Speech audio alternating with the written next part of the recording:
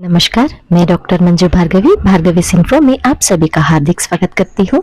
आज मैं आप लोगों को बेंगलुरु विश्वविद्यालय के पाठ्यक्रम का परिचय तृतीय सेमेस्टर बीएससी का करने वाली हूँ। साथ में प्रश्न पत्र का प्रारूप और उत्तर लिखने की योजना के बारे में भी जानकारी देने जा रही हूँ। पाठ्यक्रम ऐसा है: नाटक कोणार्क जो जगदीश चंद्र मातर जी द्वारा कृत है।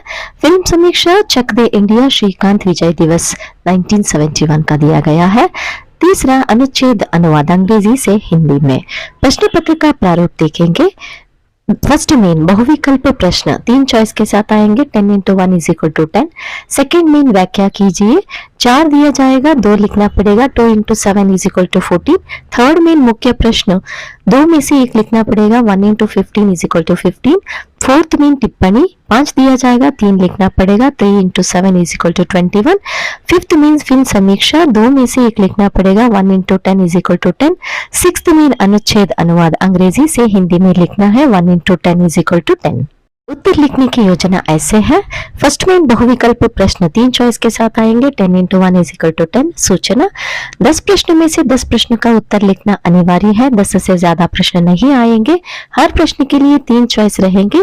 3 चॉइस में से सिर्फ एक को चुनकर लिखना है। एक प्रश्न के लिए 1 से ज्यादा चॉइस उत्तर लिखने से उत्तर को अमान्य माना जाएगा। प्रश्न कोणार्क नाटक से ही आएगा।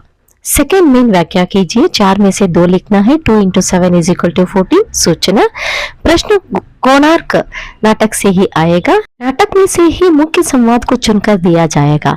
4 विभिन्न व्याख्याओं को दिया जाएगा जिसमें सिर्फ 2 का उत्तर लिखना अनिवार्य है। उत्तर का प्रारंभ ऐसा हो सकता है: प्रस्तुत वाक्य को कोणार्क नाटक से लिया गया है। प्रस्तुत नाटक के नाटककार जगदीश चंद्र मातर जी है।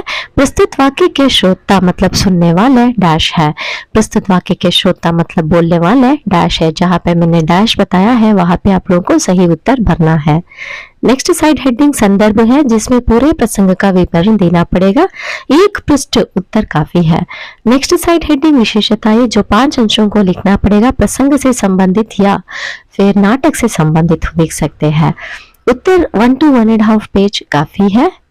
हर प्रश्न का अंक 7 होगा। सभी साइड हेडिंग को अंडरलाइन करना है। अगर कोई महत्वपूर्ण बिंदु लगे तो कामा के साथ अंडरलाइन करना अनिवार्य है।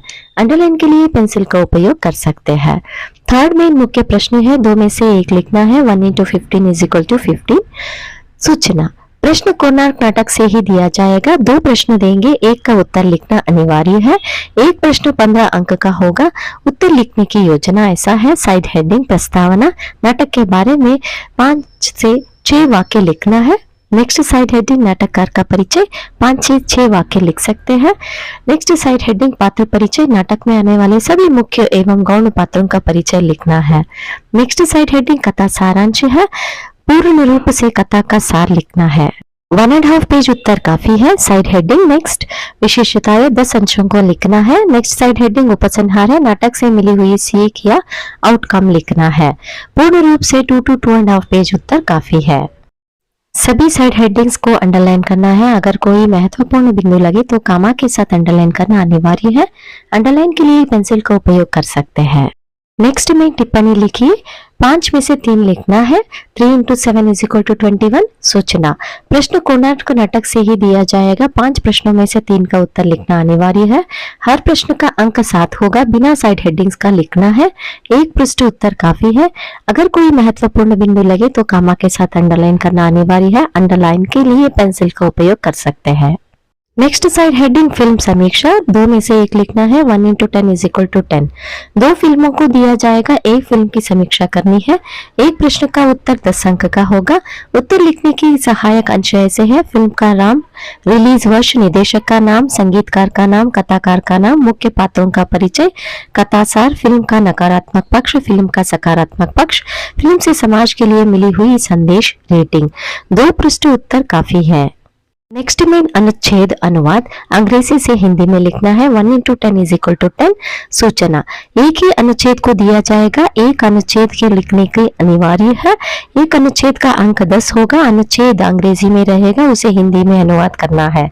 अनुच्छेद का अनुवाद हिंदी में छोड़कर अन्य भाषा में करने से उस उत्तर को अमान्य माना जाएगा।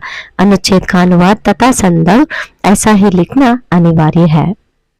अगर ये वीडियो आप लोगों को लाभदायक लगे तो कृपया शेयर करके सब्सक्राइब करना ना भूलें। सभी छात्र एवं छात्राओं के लिए भगवान का आशीर्वाद सदा बनाए रहे। धन्यवाद।